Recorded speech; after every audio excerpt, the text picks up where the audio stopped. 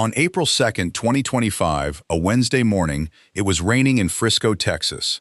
The UIL district track meet was underway at Kuykendall Stadium, bringing together high school teams from across the Frisco Independent School District. By 10:01 a.m. that morning, police dispatch received a 911 call. An athlete had been stabbed. Within minutes, officers arrived at the stadium. They found a 17-year-old victim with a stab wound to the chest. They also identified a suspect, another 17-year-old student athlete. The suspect was still at the scene. And when police approached him, before they even questioned him about what happened, he said something that would define the entire case. "I was protecting myself." He was detained, he was charged with first-degree murder, and he claimed self-defense. For the next 14 months, the case moved through the Texas court system. It drew national attention. It sparked debate online.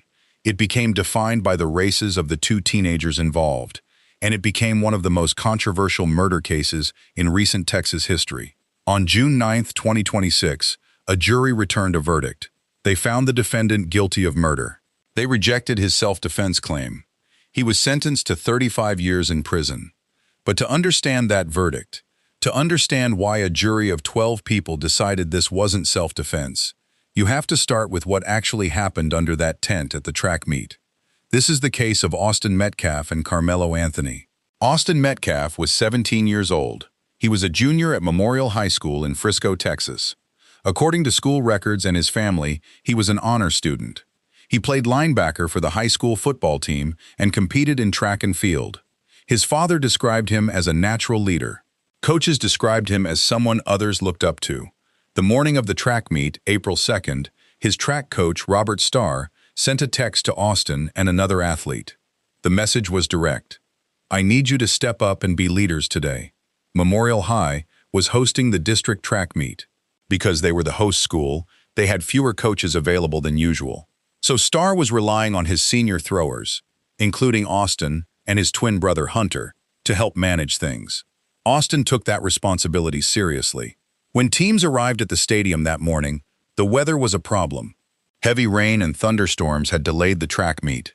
Teams were scrambling to find shelter. Some had brought tents, others hadn't. Austin and his brother were helping to set up and protect Memorial's tent, the area where their team would gather during the delay. Hunter, Austin's twin brother, was at the track meet that day. They were close. According to family members, they did everything together.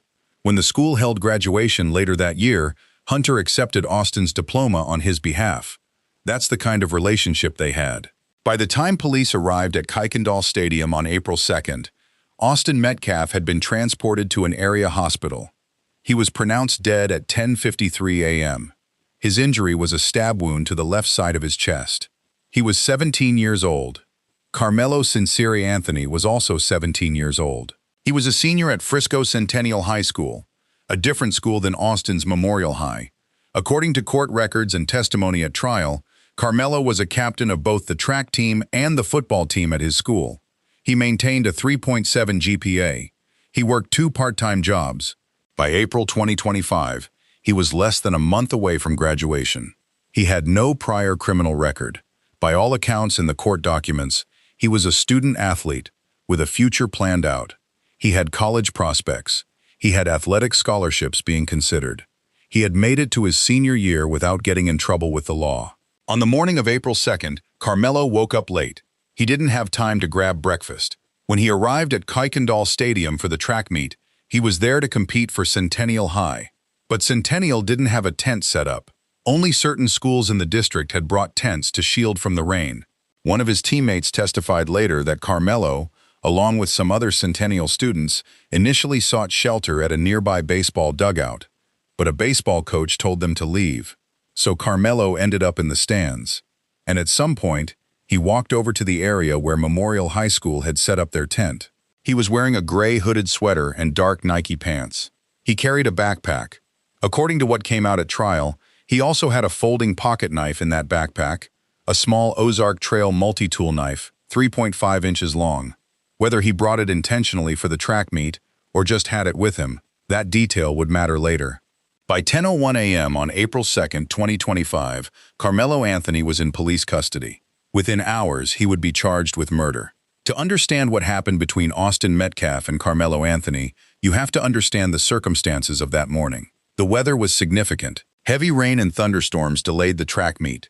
Events that were supposed to happen at a certain time got pushed back. Teams that had planned to stand on the field were now scrambling for shelter. Memorial High School had set up a tent, a canopy in the bleachers area where their team could gather. Not all schools had done this. Centennial High, where Karmelo went, had not set up a tent, so when the rain came, Centennial athletes were left looking for places to stay dry. According to testimony at trial, when Karmelo first arrived at the stadium, he went with some teammates to a baseball dugout for shelter, but they were asked to leave. One of his teammates testified that Karmelo should have stayed on the track warming up with the junior varsity team instead. That's where Centennial's track coach said he should have been. Instead, Karmelo ended up in the bleachers, in an area where students from different schools were gathered, and he walked over to Memorial High's tent. Why? The most straightforward explanation: it was shelter from the rain. He was on Centennial's team, but he wasn't in a place where Centennial had set up protection from the weather. This detail matters because it explains why the confrontation happened at all. It wasn't random. It wasn't planned. It was circumstantial. Karmelo needed shelter. He went to the nearest shelter, which happened to be under another school's tent. Austin Metcalf, meanwhile, had been assigned responsibility for that tent. His coach had texted him that morning, asking him to be a leader. He and his brother Hunter were managing the Memorial team's area. When Karmelo showed up under their tent, Austin told him to leave. He wasn't being aggressive. According to what came out at trial, he was doing what he thought was his job. He was protecting his team's space. What happened next, the moment when those two teenagers came into contact, is where the case becomes disputed, and it's where the evidence becomes crucial. The confrontation between Austin Metcalf and Carmelo Anthony happened in seconds, but the dispute over exactly what happened would define the entire case and take a jury hours to decide. According to testimony at trial, Austin and his twin brother Hunter approached Karmelo under the tent. They told him to leave. Centennial wasn't hosting. This was Memorial's space. Karmelo wasn't invited. What happened next is where the case splits into two completely different stories. Some witnesses were standing close. Some were far away.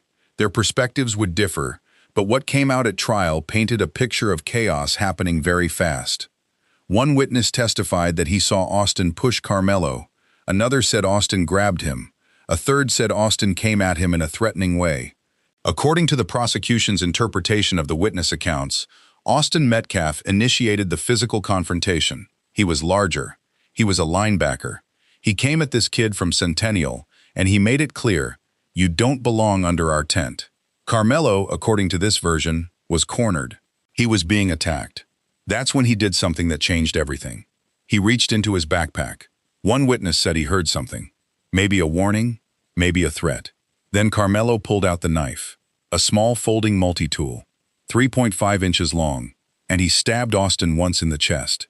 But the defense had a different story, different witnesses, different accounts. They said that wasn't what happened at all. According to the defense witnesses, Carmelo Anthony didn't initiate anything. He was the one being attacked first. Austin came at him aggressively. Karmelo felt threatened. He felt like he was about to be seriously hurt, so he pulled the knife out of his backpack as a defensive measure. It was self-defense, they argued. When you feel like you're being attacked, you have the right to defend yourself. That's what Karmelo did. This was the entire case. Not whether Karmelo had the knife, not whether he stabbed Austin. Both sides agreed on those facts. The question was, who started it? Who initiated the physical contact? Who felt threatened first? Was Karmelo responding to an attack, or was he the aggressor? The prosecution had to prove to a jury that Karmelo's use of deadly force was not justified. The defense had to convince the jury that Karmelo was defending himself, and the jury would have to decide which story, which witnesses, they believed. But there were facts that both sides agreed on completely.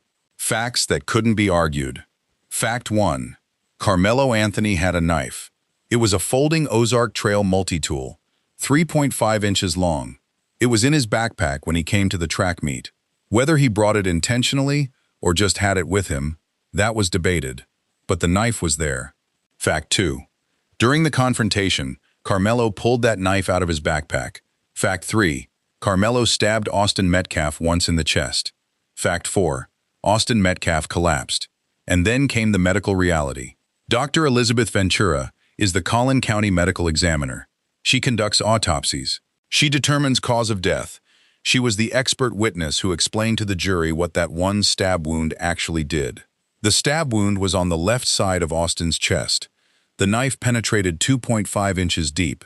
That might not sound like much, but in the human body, 2.5 inches through the chest is profound.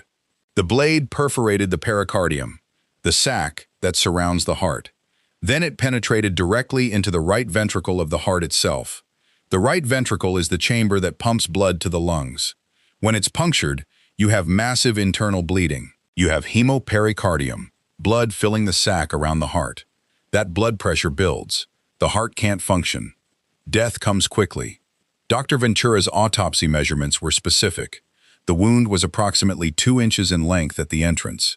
The penetration was 2.5 inches deep. The shape was oval. The damage was catastrophic.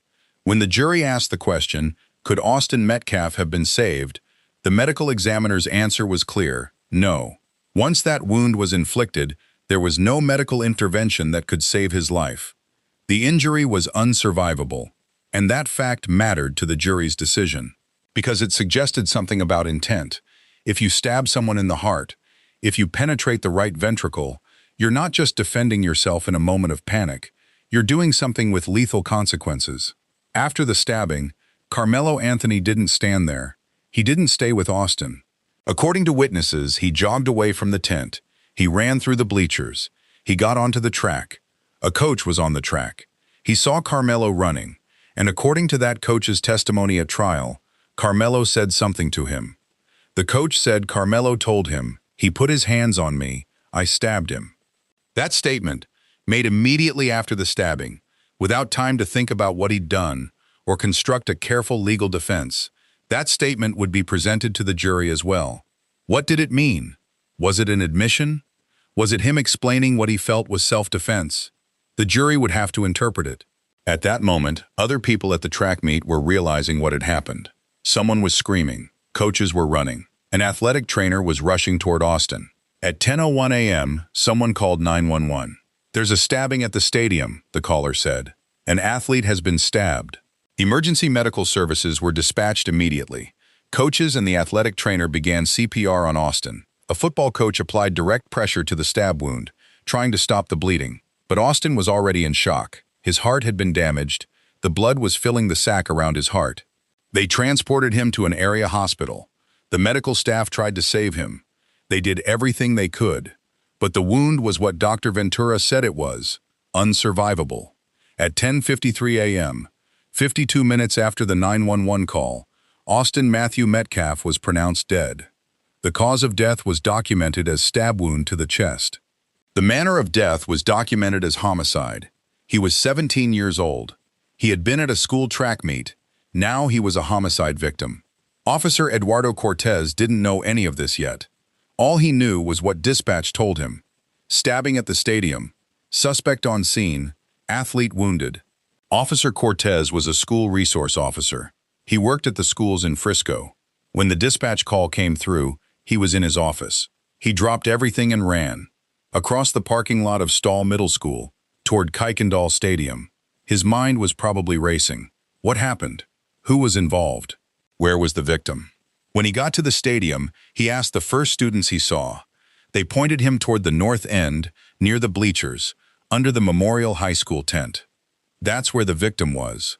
As Officer Cortez approached that area, an adult male on the track, probably a coach, pointed out someone. "This person," he was saying, "this is who you're looking for." That person was Carmelo Anthony. Karmelo was wearing a gray hooded sweater and dark-colored Nike pants.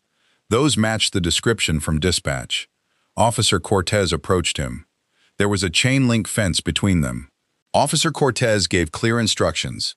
"Keep your hands up in the air." And then, before the officer even asked him a single question about what happened, before he had a chance to explain anything, Karmelo said, "I was protecting myself." Those words would be crucial. Self-defense claim. Stated immediately. Before police questioned him, Before he had a lawyer, before he had time to construct a legal argument, just a statement, out loud, in front of a police officer and other students. Officer Cortez then asked, "Do you have any weapons?" Karmelo said, "No." The officer patted him down. He walked alongside Karmelo, checking for weapons. He didn't find any. The knife was still at the scene, on the bleachers, near where Austin had fallen. It wasn't on Karmelo's body. As they walked toward the gate, away from the tent area, Karmelo said something else. "He put his hands on me." Again, stating his version of events. "Austin put his hands on me. That's why I did it." Officer Cortez detrained Karmelo in handcuffs and had him sit on the ground. Another officer, Officer Ricci, arrived on scene. They wanted to be thorough.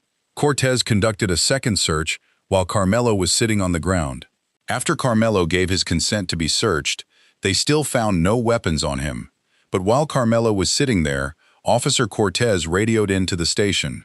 "We have the alleged suspect," he said, and Karmelo, hearing that word alleged, corrected the record. "I'm not alleged," he said. "I did it." That admission, unprompted, stated clearly, would also be presented to the jury. "I did it," not "I think I did it," not "I might have stabbed him." "I did it." Officers Cortez and Ricci stood Karmelo up and began walking him toward a patrol vehicle near the northeast gate of the stadium. As they walked, Karmelo was emotional, visibly upset, and he kept talking. "He put his hands on me," he said again. "I told him not to," repeating his version of events, explaining, as best he could in those moments, why he did what he did. He felt threatened. He told the person not to touch him, and when they didn't stop, he responded. When they got to the patrol vehicle and placed Karmelo in the back seat, Officer Cortez made an observation. There was fresh blood on Karmelo's left middle finger. The officer noted it out loud, making sure it would be captured on his body-worn camera. That blood would later be tested and confirmed to be Austin Metcalf's blood. While Karmelo was in the back of the patrol vehicle, he asked the officer a question that revealed something about his state of mind. Is he going to be okay? Was he asking because he didn't know how seriously he'd wounded Austin? Was he asking because he was hoping Austin would survive? Was he asking because the reality of what he'd done was sinking in? The officer didn't record whether he answered, but the question was noted in the arrest report. Police confirmed Karmelo's identity through information he provided and through the school database. Carmelo Sincere Anthony, 17 years old, senior at Frisco Centennial High School. No prior criminal record. Captain of the track team and football team. 3.7 GPA. 2 part-time jobs. A kid with a future. Until 10:01 a.m. on April 2, 2025, he was transported to the Frisco Police Department jail. He was placed in custody, and he remained there as the investigation into Austin Metcalf's death continued. When Karmelo arrived at the jail, he was escorted into the intake area, where jail staff changed him out of the clothes he had been wearing and into jail attire. Officer Cortez stayed with jail staff during that process.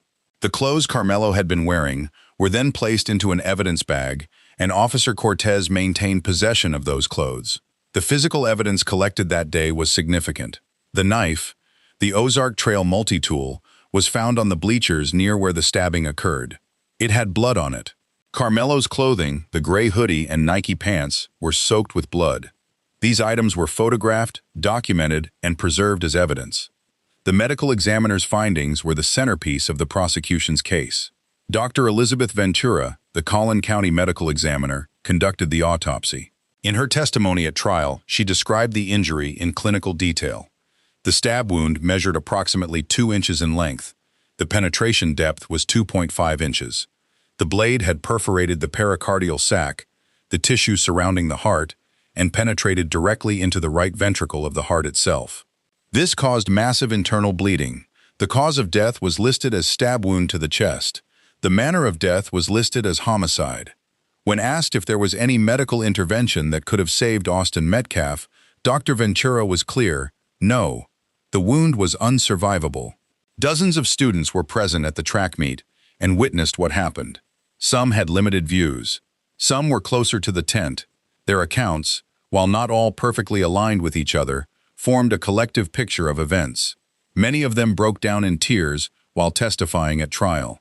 One 17-year-old student who was at the track meet testified that he was standing by the gates of Kuykendall Stadium. He said he saw what appeared to be someone being pushed or punched, though he acknowledged on cross-examination that he had only a limited view and that some of his recollections did not fully match video evidence presented during the trial. Video evidence was crucial. Surveillance footage from the track meet was played in court. It showed Karmelo fleeing the tent where he stabbed Metcalf, running through the stands and onto the track in Frisco. Another surveillance angle showed Karmelo walking by the track tents before the stabbing occurred. The video evidence provided a timeline and corroborated certain witness statements. The timeline was clear and undisputed by both the prosecution and defense. At 10:01 a.m., someone called 911 reporting a stabbing at the stadium. Emergency medical services were dispatched immediately. Austin Metcalf was transported to an area hospital. At 10:53 a.m., he was pronounced dead. The injury, according to the medical examiner, would have been fatal within minutes. Carmelo Anthony was charged with first-degree murder. This was not a lesser charge. This was the most serious charge the state could bring. The charge itself reflected the prosecution's assertion that Karmelo's actions were intentional, deliberate, and unjustified. What happened on April 2, 2025, at a high school track meet in Frisco, Texas, remained relatively contained for the first few hours. It was a local incident.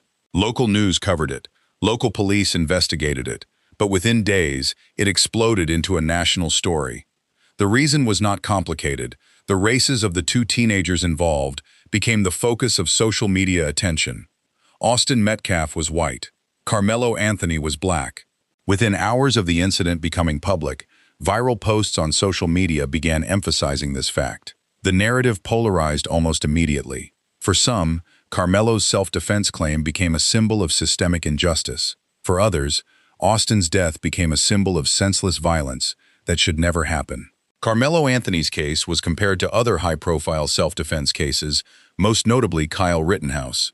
Supporters argued that if Rittenhouse deserved a fair trial for his self-defense claim, so did Anthony. The case became political before it ever reached the courtroom. Fundraising campaigns were launched for both families. Austin's father and the owner of the pizzeria where Austin worked part-time launched a GoFundMe that raised nearly $250,000. Supporters of Carmelo Anthony launched a Give Send Go fundraiser. Both were meant to support the families and the legal defense, but the campaigns also became flashpoints for online arguments. Misinformation spread rapidly. A fake autopsy report circulated on social media.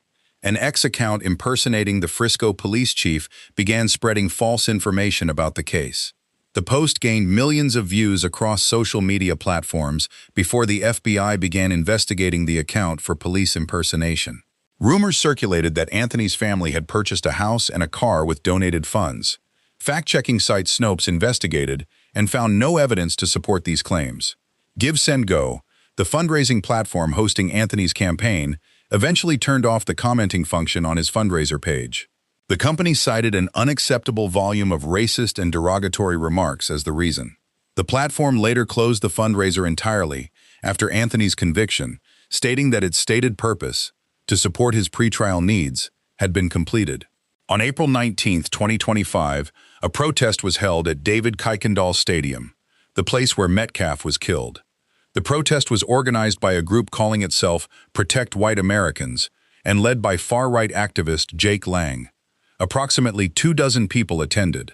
The protesters demanded that Anthony be returned to police custody until his trial.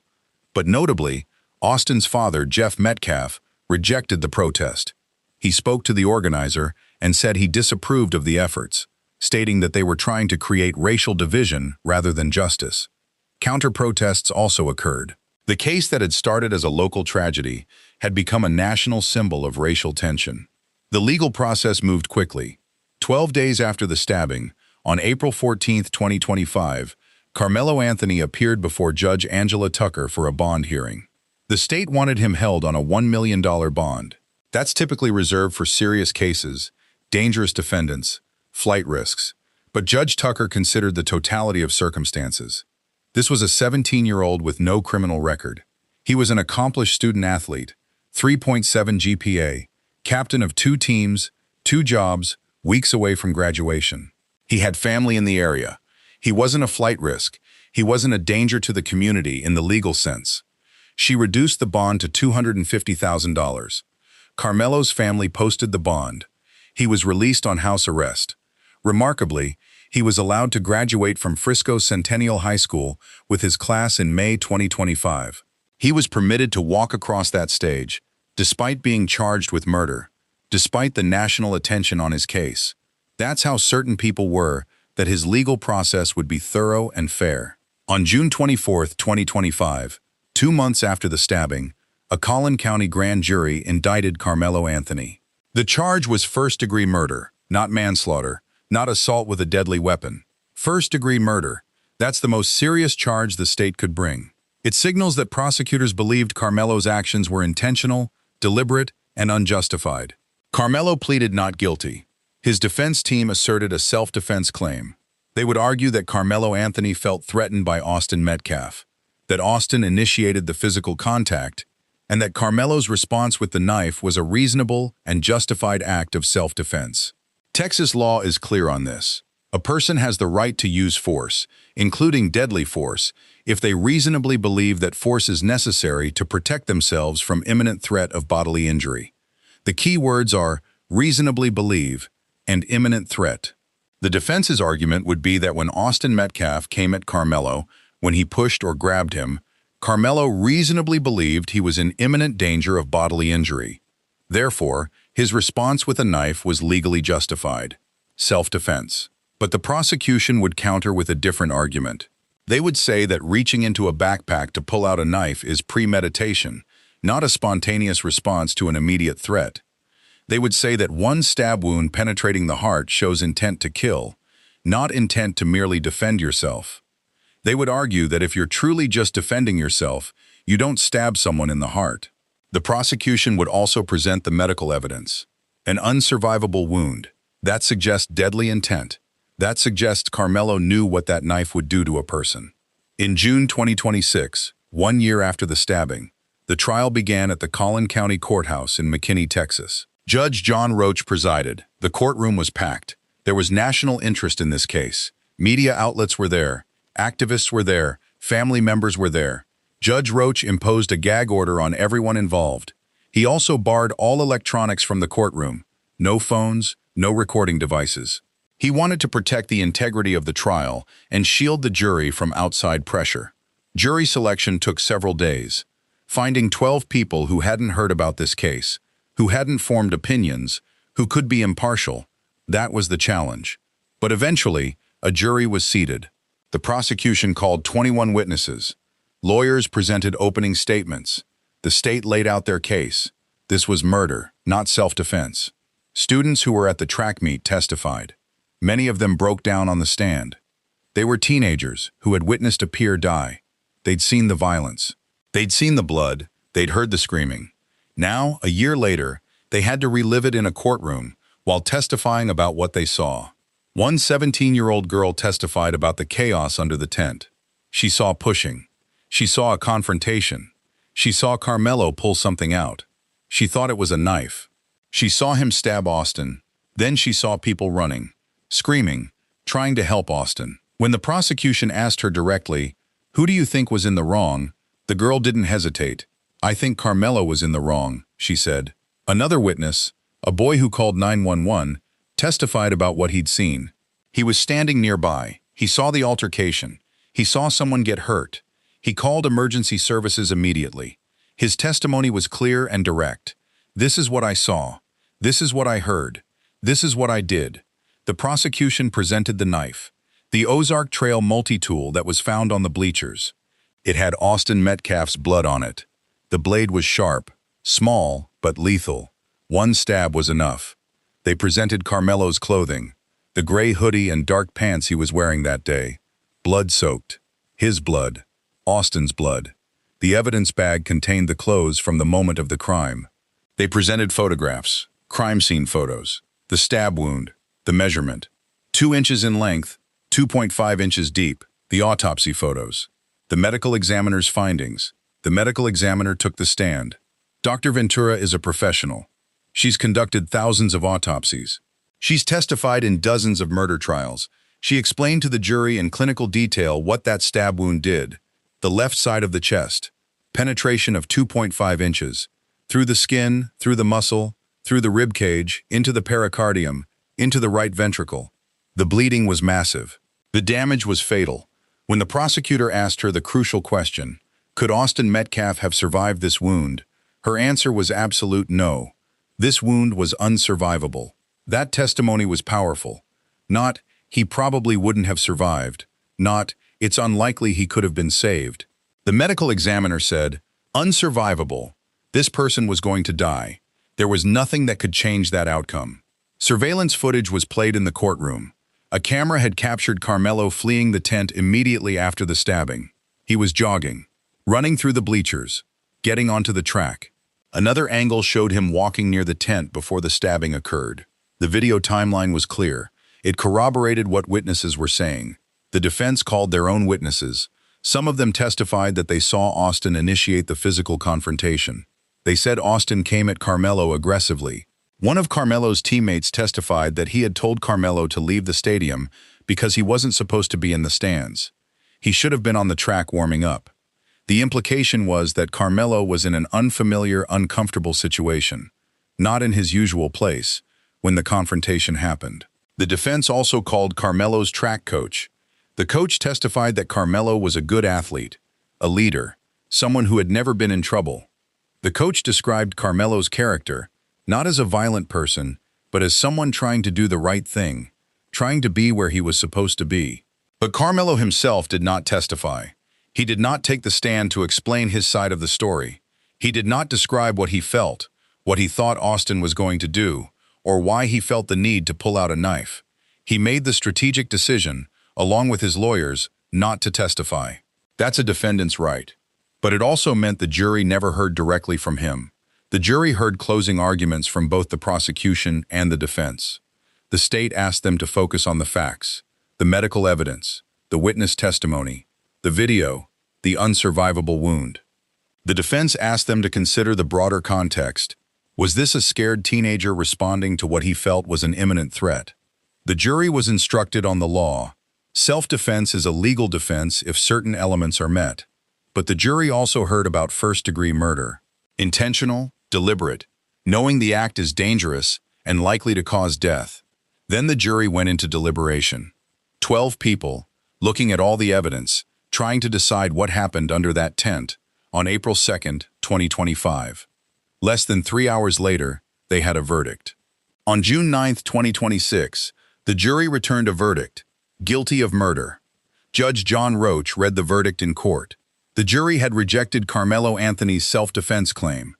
They had determined that his use of deadly force was not legally justified by the circumstances.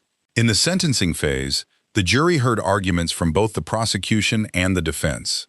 The state asked the jury to consider the life that Austin Metcalf had ahead of him. College, career, family, all cut short by one stab wound. They presented an image from the track meet showing coaches praying over Austin as they tried to save his life. They projected victim impact statements from his family. Austin's mother, Megan Metcalf, addressed the court, "We will never know what our future could have been." His twin brother Hunter, who had witnessed his brother's death, made his first appearance in the courtroom during sentencing. He was visibly shaken. The defense argued that Carmelo Anthony's attack, while tragic, was committed under the influence of sudden passion, that he reacted in terror without time to deliberate. Under Texas law, a finding of sudden passion could reduce the sentence. The defense called Carmelo's mother, Kayla Hayes, who testified, "He's my oldest, he's my firstborn. He will always be my baby. I love him very much." When asked if her son regretted what he did, she said, "Yes, he's very sorry for what he did." Notably, Carmelo Anthony did not testify in his own defense at trial. He did not take the stand at sentencing. His mother spoke for him. The jury deliberated for 2.5 hours before returning a sentence, 35 years in prison. The maximum possible sentence had been 99 years, or life in prison. The jury had chosen the middle ground, a substantial sentence that acknowledged the gravity of the crime but fell short of the maximum. Carmelo Anthony would be eligible for parole after serving half of his sentence, at age 36 and a half. Carmelo Anthony was 19 years old when he was sentenced to 35 years in prison. He has since been transferred to the Texas Department of Criminal Justice and transported to his unit at the PAC unit near Navasota, Texas. The case of Austin Metcalf and Carmelo Anthony is now resolved in the eyes of the law. The jury has spoken. Carmelo Anthony was found guilty of murder. He was sentenced to 35 years in prison. That verdict and sentence cannot be ignored or dismissed. But the case also raises questions that extend beyond the verdict. Austin Metcalf is dead. That is not a matter of opinion or debate. It is a fact that cannot be changed. A 17-year-old with a future ahead of him, with college scouts interested in him, with a twin brother he was close to, is gone. His family will spend the rest of their lives without him. Carmelo Anthony's future has also been defined by one moment. He was a student athlete with college prospects, with a 3.7 GPA, with 2 jobs, and a family that supported him. Now he is serving 35 years in prison. His family is grieving a son who will spend decades behind bars. This case also illustrates how quickly violence can escalate in a split-second moment.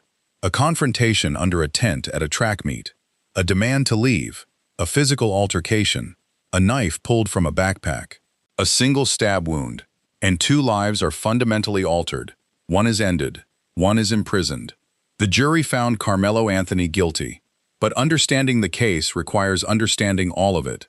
The context, the people involved, the evidence, the dispute, the decision. You have heard all of those elements. You have the facts. Where you stand on this case, and what you believe about justice, self-defense, and the lives of both of these teenagers, is for you to decide. This is the case of Austin Metcalf and Carmelo Anthony.